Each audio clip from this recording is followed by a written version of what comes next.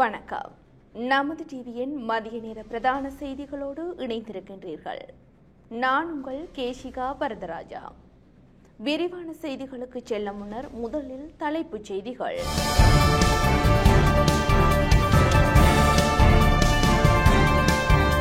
செம்மணி மனித புதைகுழி விசாரணை. ஐக்கிய நாடுகள் உயர்ஸ்தானிகர் இலங்கை வர வேண்டும். அமைப்புகள் கோரிக்கை. செம்மணி புதைகுழி தொடர்பாக இலங்கைக்கு அழுத்தம். பிரித்தானிய எம்பி கோரிக்கை.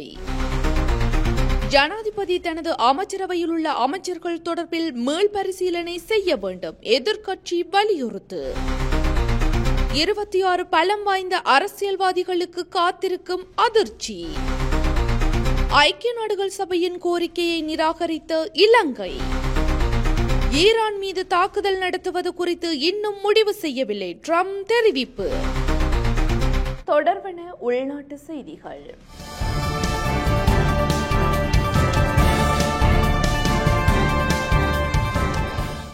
செம்மணி மனித புதைகுழிகள் தொடர்பில் சர்வதேச விசாரணைகளை மேற்கொள்ள ஐக்கிய நாடுகள் மனித உரிமைகள் பேரவையின் உயர்ஸ்தானிகர் இலங்கைக்கு பயணம் மேற்கொள்ள வேண்டும் என சர்வதேச அமைப்புகள் கோரிக்கை விடுத்துள்ளன.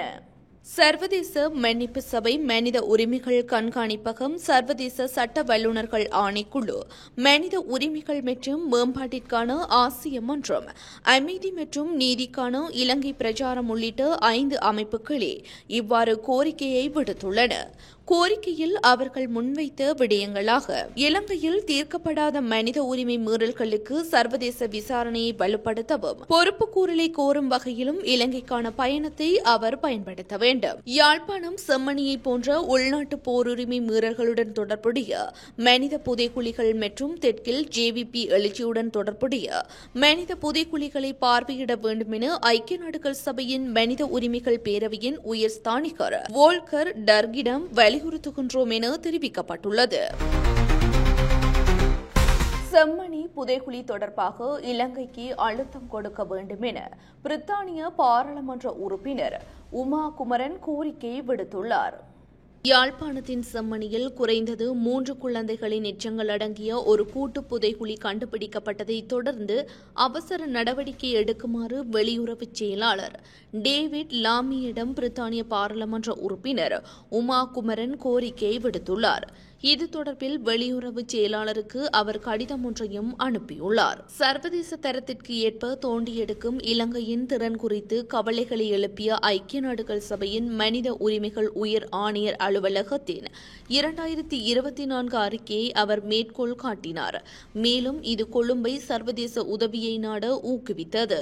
உண்மை, நல்லிணக்கம், பொறுப்புக்கூறல் மற்றும் நீதிக்கான இங்கிலாந்து அரசாங்கத்தின் ஆதரவின் வெளிச்சத்தில் இந்த பிரச்சினையை சமாளிக்க இங்கிலாந்து அரசாங்கத்திடமிருந்து இலங்கைக்கு ஏதேனும் தற்போதைய மற்றும் திட்டமிடப்பட்ட ஆதரவை நீங்கள் வழங்க முடிந்தால் நான் நன்றியுள்ளவனாக இருப்பேன் என அவர் எழுதினார். ஸ்டார் போர்ட் மற்றும் போவின் பாராளுமன்ற உறுப்பினர் குமரன் இலங்கையுடனான எந்தவொரு மற்றும் அனைத்து இருதரப்பு ஈடுபாட்டிலும் வெளியுறவு அலுவலகம் வெகுஜன புதைகுழி பிரச்சினைக்கு முன்னுரிமை அளிக்க வேண்டும் என கேட்டுக் கொண்டார். ஸ்டார் போர்ட் மற்றும் போவின் பாராளுமன்ற உறுப்பினர் குமரன் இலங்கையுடனான எந்தவொரு மற்றும் அனைத்து இருதரப்பு ஈடுபாட்டிலும் வெளியுறவு அலுவலகம் வெகுஜன புதைகுழி பிரச்சினைக்கு முன்னுரிமை அளிக்க வேண்டும் என கேட்டுக் கொண்டார். மனித உரிமைகள் மற்றும் பொறுப்புக்கூறலுக்காக வாதிடுவதில் தொழிலாளர் அரசாங்கத்தின் பாரம்பரிய அவர் எடுத்துரைத்தார். வெளியுறவு செயலாளர் லாமி இந்த பாரம்பரியத்தை இந்த ஆண்டு தொடக்கத்தில் அறிவிக்கப்பட்ட பொருளாதார தடைகளுடன் தொடர்ந்தார் என்பதை குறிப்பிட்டார். ஐக்கிய நாடுகள் மனித உரிமைகள் உயர் ஆணையர் கோரியபடி போர்க்குற்றங்களில் ஈடுபட்டவர்களை சர்வதேச குற்றவியல் நீதிமன்றத்திற்கு அனுப்ப வேண்டும் எனும் எனது அழைப்பை நீங்கள் பரிசீலிப்பீர்கள் என்று நம்புகிறேன். உயிர் பிழைத்தவர்களுக்கும் இன்னும் பதில்களை தேடும் குடும்பங்களுக்கும் இந்த குற்றங்களின் நிழலில் வளர்ந்து வரும் அடுத்த தலைமுறைக்கும் நாங்கள் கடமைப்பட்டுள்ளோம் எனவும் அவர் எழுதிய கடிதத்தில் குறிப்பிடப்பட்டுள்ளது. ஜனாதிபதி தனது அமைச்சரவையில் உள்ள அமைச்சர்கள் தொடர்பில் மீள் பரிசீலனை செய்ய வேண்டும் என எதிர்க்கட்சி வலியுறுத்தியுள்ளது. வடக்கில் பல மனித புதைக்குழிகள் இருப்பது வதந்திகள் என நீதி அமைச்சர் ஹர்சன் நாணயக்கார தெரிவித்துள்ளமையை கடுமையாக கண்டிப்பதாக ஐக்கிய மக்கள் சக்தியின் பாராளுமன்ற உறுப்பினர் ஹயந்த கருணாதிலக தெரிவித்தார். அவர் இதுவரை காலமும் தூக்கத்தில் இருந்தாரா எனவும் ஹயந்த கருணாதிலக கேள்வி எழுப்பியுள்ளார். மண்டைதீவு மனித புதைக்குழி உட்பட வடக்கில் உள்ள பல மனித புதைக்குழிகள் குறித்து வெளியிடப்பட்ட தகவல்கள் வதந்திகளை அடிப்படையாக கொண்டவை எனவும் சரியான தகவல்கள் இல்லாமல் அரசு இவற்றின் மீது நடவடிக்கை எடுக்க தயாராக இல்லை எனவும் நீதியமைச்சர் ஹர்சன நாணயக்கார தெரிவித்திருந்தார். இந்நிலையில் இது தொடர்பில் கயந்த கருணாதிலக கருத்து தெரிவிக்கையில், போர்க்காலத்திலும் சரி போர் நிறைவுக்கு வந்த பின்னரும் வடக்கில் பல மனித புதைக்குழிகள் அடையாளம் காணப்பட்டு தோண்டப்பட்டன. தற்போது யாழ்ப்பாணத்திலும் ஒரு மனித புதைக்குழி அடையாளம் காணப்பட்டு நீதிமன்றத்தின் உத்தரவுக்கு அமைய தோண்டப்பட்டு வருகின்றன. ஆனால் போர் நடைபெற்ற காலத்தில் அடையாளம் காணப்பட்ட செம்மணி புதைக்குழி தவிர வேறு எந்த புதைக்குழி தொடர்பிலும் வடக்கு மக்களுக்கு நீதி கிடைக்கவில்லை. இந்நிலையில் வடக்கில் பல மனித புதைக்குழிகள் வதந்திகள் என நீதியமைச்சர் அர்சன நாணயக்கார தெரிவித்துள்ளமையை கடுமையாக கண்டிக்கின்றோம். நீதியமைச்சர் என்ற பதவி நிலையை மறந்து அவர் பொறுப்பேற்ற விதத்தில் கருத்து தெரிவித்துள்ளார். ஜனாதிபதி அனுரகுமார திசாநாயக்க தனது அமைச்சரவையில் உள்ள அமைச்சர்கள் தொடர்பில் மீள்பரிசீலனை செய்ய வேண்டும் என தெரிவித்துள்ளார்.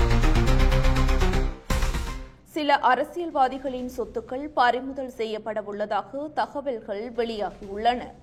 முன்னாள் பாதுகாப்பு தலைவர்கள் உட்பட 26 பலம் வாய்ந்த அரசியல்வாதிகளின் சொத்துக்கள் பறிமுதல் செய்யப்படவுள்ளதாக தகவல் வெளியாகியுள்ளது. குறித்த 26 பேரும் சட்டவிரோதமாக சம்பாதித்ததாக கூறப்படும் கோடிக்கணக்கான ரூபாய் மதிப்புள்ள சொத்துக்களை பறிமுதல் செய்ய சட்டவிரோத சொத்து விசாரணை பிரிவு விசாரணைகளை ஆரம்பித்துள்ளது. இந்த அரசியல்வாதிகள் மற்றும் முன்னாள் பாதுகாப்பு தலைவரின் சொத்துக்கள் குறித்து ஏற்கனவே விரிவான விசாரணைகள் தொடங்கப்பட்டுள்ளன. மேலும் இந்த சொத்துக்கள் குறித்து அவர்களிடமிருந்து எதிர்வரும் நாட்களில் வாக்குமூலங்கள் எடுக்கப்பட உள்ளன. சட்டவிரோத சொத்துக்கள் தொடர்பாக விசாரிக்கப்படும் முன்னாள் பாதுகாப்பு பிரதானி ஜெனரல் ஜவேந்திர சில்வா ஆவார். அவர் கூட்டுப்படை தலைவர்களின் தலைவராக இருந்தார். அத்துடன் விசாரிக்கப்படும் ஏனைய அரசியல்வாதிகள் சிலரின் பெயர்களும் வெளியாகியுள்ளன. அதற்கமைய மஹிந்த ஜாப்பா அபேவர்த்தன, மஹிந்த அமரவீர, சாமரசம்பத் தசநாயக்க, திலும் அமுனுகம, ரோகித அபேகுணவர்த்தன, பவித்ரா வன்னியாராச்சி, கஞ்சன விஜயசேகர, சாகல ரத்நாயக்க, திச குட்டியாராச்சி, வஜ்ர அபேவர்த்தன, மகிபால ஹீரத், அனுர பிரியதர்சன ஜாப்பா, மனுச நாணயக்கார, வடிவேல் சுரேஷ், துசார சஞ்சீவ பத்ரன, கர்சன ராஜகருண, சாணக்கியன் ராசமாணிக்கம், சிவனேசதுரை சந்திரகாந்தன், எம் சந்திரசேன, சாந்த அபேசேகர உள்ளிட்டவர்கள் ஆகும். இந்த அரசியல்வாதிகள் மற்றும் முன்னாள் ராணுவ தளபதிகள் சட்டவிரோதமாக சொத்துக்களை பெற்றமை தொடர்பில் விசாரணைகள் நடத்தப்பட்டு அவற்றை பறிமுதல் செய்து பின்னர் நீதிமன்றில் முன்னிலைப்படுத்த நடவடிக்கை எடுக்கப்படும் என விசாரணை அதிகாரி ஒருவர் தெரிவித்தார். ஐக்கிய நாடுகள் சபையின் கோரிக்கையை இலங்கை நிராகரித்துள்ளது. இலங்கை கடல் பகுதியில் நீண்டகால உணவு பாதுகாப்பை மதிப்பிடும் வகையில் தமது ஆராய்ச்சி கப்பலை அனுமதிக்க வேண்டும் என ஐக்கிய நாடுகளின் கோரிக்கையை இலங்கை நிராகரித்துள்ளது. இந்த கப்பலை 2025 ஜூலை 15 முதல் ஆகஸ்ட் 20 வரை இலங்கை கடல் எல்லைக்குள் அனுமதிக்க வேண்டும் என ஐக்கிய நாடுகள் சபை கோரியிருந்தது. எனினும் வெளிநாட்டு ஆராய்ச்சி கப்பல்களுக்கான நிலையான செயல்பாட்டு நடைமுறைகளை இறுதி செய்வதில் ஏற்பட்ட தாமதமே இந்த மறுப்புக்கு காரணம் என ஐக்கிய நாடுகள் சபை தெரிவித்துள்ளது. இந்த நிலையில் வெளிநாட்டு ஆராய்ச்சி கப்பல்களை அனுமதிக்க அங்கீகரிக்கப்பட்ட நிலையான இயக்க நடைமுறை இல்லாததால் ஆராய்ச்சி கப்பல் வருகை ரத்து செய்யப்பட்டது.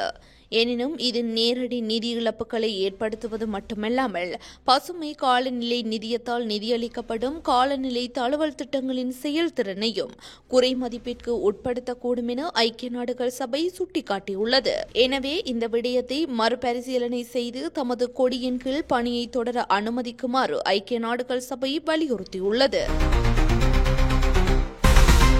தமிழரசு கட்சியின் பிரதேச சபை உறுப்பினருக்கு எதிராக நடவடிக்கை எடுக்கப்பட உள்ளது.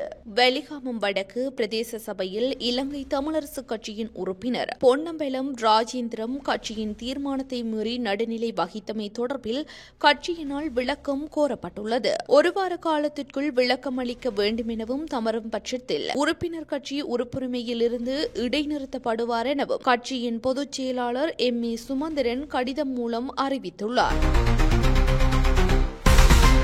ஜனநாயக போராளிகள் கட்சி குடும்ப அரசியல் செய்யவில்லை என பிரதேச சபை உறுப்பினர் கனிச்செல்வன் தெரிவித்துள்ளார். நடந்து முடிந்த உள்ளூராட்சி சபை தேர்தலில் ஜனநாயக போராளிகள் கட்சி தொடர்பாக மக்கள் மத்தியில் குழப்ப நிலை காணப்பட்டது. இதன் பிரகாரம் நேற்றைய தினம் பருத்தித்துறை பிரதேச சபையின் தவிசாளர் மற்றும் பிரதி தவிசாளர் தெரிவு நடைபெற்றது. இந்த தெரிவில் ஜனநாயக தமிழ் தேசிய கூட்டணி சார்பாக போட்டியிட்டு பிரதேச சபைக்கு தெரிவான ஜனநாயக போராளிகள் கட்சியின் முக்கியஸ்தரும் கௌரவ பிரதேச சபை உறுப்பினருமான கனிச்செல்வன் ஊடகங்களுக்கு கருத்து தெரிவிக்கையில் இவ்வாறு குறிப்பிட்டுள்ளார். குற்றச்சாட்டுகள் இல்லை. சில வேளையில் ஒவ்வொருத்தரும் தங்கள் மனதில் அப்படியான கேள்விகள் எழுந்தால் அதற்கு நாம் செய்ய முடியாது. ஆனால் குடும்ப அரசியல் நோக்கி செல்வதாக இல்லை. குடும்பத்திலும் மக்கள் எதிர்பார்த்து அனுப்பியிருக்கிறார்கள். அதற்காக நாம் செய்ய முடியாது. காங்கேசன்துறை நாகை கப்பல் போக்குவரத்து சேவை மீண்டும் ஆரம்பிக்கப்பட்டுள்ளது. நாகை காங்கேசன்துறை இடையே கடல் சீற்றம் காரணமாக தற்காலிகமாக நிறுத்தப்பட்ட கப்பல் சேவை நேற்று மீண்டும் ஆரம்பமானதாக தமிழக ஊடகங்கள் செய்தி வெளியிட்டுள்ளன.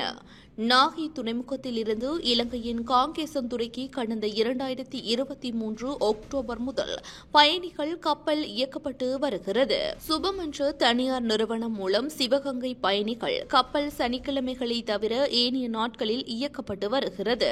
பருவநிலை மாற்றம் காரணமாக கப்பல் போக்குவரத்து தற்காலிகமாக நிறுத்தப்படுவது வழக்கம்.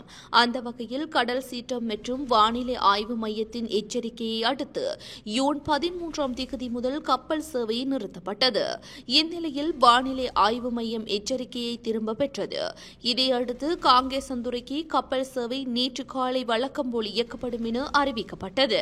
இதனைத் தொடர்ந்து சிவகங்கை கப்பல் 95 பயணிகளுடன் புறப்பட்டு காங்கேசன்துறைக்கு சென்றடைந்தது. பின்னர் இலங்கையிலிருந்து 108 பயணிகளுடன் பிற்பகல் புறப்பட்ட கப்பல் மாலையில் நாகை துறைமுகத்திற்கு திரும்பியதாக தெரிவிக்கப்பட்டுள்ளது. கிளிநொச்சி முகமாலை பகுதியில் கரோலஸ் மனிதாபிமான கன்னிவெடி அகற்றல் பணியை ஆரம்பித்து 13 வருடங்கள் நிறைவடைந்துள்ளன.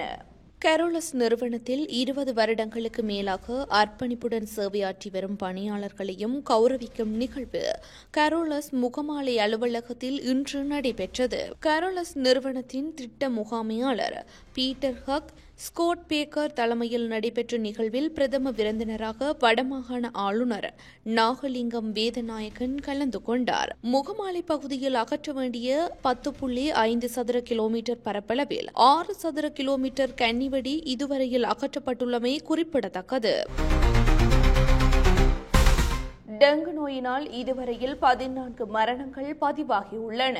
எதிர்வரும் 30 முதல் ஜூலை 5 வரை 16 மாவட்டங்களில் டெங்கு ஒழிப்பு வாரம் நடைமுறைப்படுத்தப்படும் என தேசிய டெங்கு ஒழிப்பு பிரிவு தெரிவித்துள்ளது. தென்மேற்கு பருவமழை காரணமாக நுளம்புகளின் பரவல் அதிகரித்துள்ளதால் அதை கட்டுப்படுத்த இந்த டெங்கு ஒழிப்பு வாரத்தை செயல்படுத்த திட்டமிடப்பட்டுள்ளதாக தேசிய டெங்கு கட்டுப்பாட்டு பிரிவின் ஆலோசகரும் சமூக வைத்திய நிபுணருமான பிரசிலா சமவீர தெரிவித்தார். நாடு முழுவதும் 26,775 டெங்கு நோயாளர்கள் மற்றும் ஒரு குழந்தை உட்பட 14 டெங்கு மரணங்கள் பதிவாகியுள்ளன. 45% நோயாளிகள் மேல் மாகாணத்தை சேர்ந்தவர்கள். மேல், கிழக்கு, சப்ரகமுவ மற்றும் தென் மாகாணங்களில் அதிக எண்ணிக்கையிலான டெங்கு நோயாளர்கள் பதிவாகியுள்ளதாகவும் அவர் குறிப்பிட்டார்.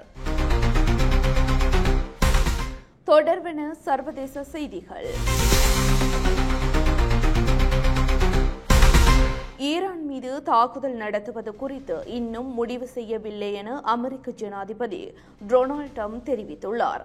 இஸ்ரேலுக்கு எதிராக ஈரான் அணு ஆயுதங்கள் தயாரிப்பதாக குற்றம் சாட்டி கடந்த 13 ஈரான் மீது இஸ்ரேல் தாக்குதலை தொடங்கியது. அணுசக்தி மையங்களையும் ராணுவ நிலைகளையும் குறிவைத்து தாக்குதல் நடத்தியது.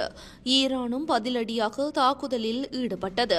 இந்நிலையில் ஈரானின் உச்ச தலைவர் அமெரிக்காவை தாக்குவதாக எச்சரித்து சரணடையுமாறு டிரம்பின் அழைப்பை நிராகரித்த பின்னர் ஈரானிய அணுசக்தி நிலையங்களை தாக்கும் முடிவை அமெரிக்கா நெருங்கி வருகிறதா என்பது குறித்து அமெரிக்க ஜனாதிபதி டிரம்பிடம் வெள்ளை மாளிகையில் செய்தியாளர்கள் கேள்வி எழுப்பினர். அதற்கு பதிலளித்த அவர், நான் அதை செய்யலாம், செய்யாமலும் இருக்கலாம். அதாவது நான் என்ன செய்ய போகிறேன் என்று யாருக்கும் தெரியாது. ஈரான் மீது தாக்குதல் நடத்துவது குறித்து இன்னும் முடிவு செய்யவில்லை என தெரிவித்தார். தொடர்பென விளையாட்டு செய்திகள்.